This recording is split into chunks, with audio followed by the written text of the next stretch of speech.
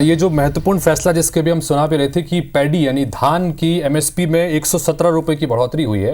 अब इसके बाद ये चर्चा चल पड़ी है कि अगर 117 रुपए एमएसपी में बढ़े हैं तो क्या 3100 रुपए यहाँ पे जो सरकार दे रही है यानी सरकार जो खरीद रही है क्या उसमें ये एडजस्ट इसको बढ़ाकर अब 3217 होगा कि नहीं होगा। इससे संबंधित हमने सवाल भी पूछा हमारे संवाददाता ने।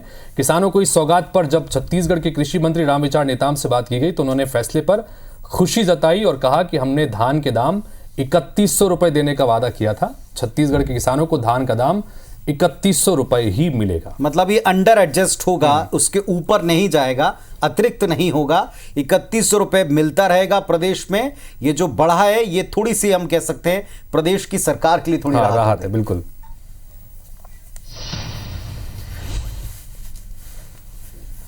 सरकार का जो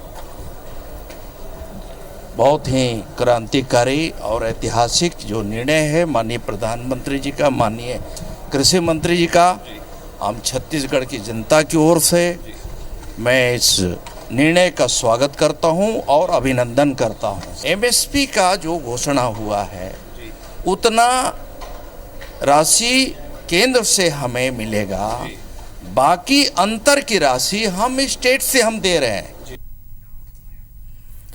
तो प्रदेश के कृषि मंत्री जी ने, जैसा हितेश बता रहे थे, हमने तुरंत ही सवाल पूछा क्योंकि किसानों के हक का सीधा सीधा सवाल था।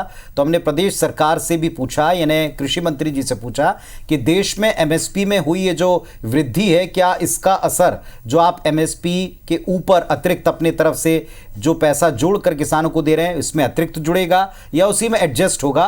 तो कृषि मंत्री जी ने साफ कर दिया कि हमारा वायदा 3100 रुपए देने का था धान पर और वही कंटिन्यू रहेगा। यानी ये राहत जो है वो प्रदेश सरकार के खाते में जाने वाली, उनको थोड़ी राहत होगी, उन्हें कम अतिरिक्त राशि देनी। बिल्कुल, चूंकि 3100 का वादा था और उनका ये सीधा सीधा कहना है कि भाई हम पहले ही एमएसपी के मुकाबले काफी ज्यादा राशि दे रहे हैं। तो जो भी ये एमएसपी की राशि बढ़ी है, जैसा पुनीत ने बताया कि इसका फायदा अगर देखा जाए तो सरकार को ज्यादा नजर आता है।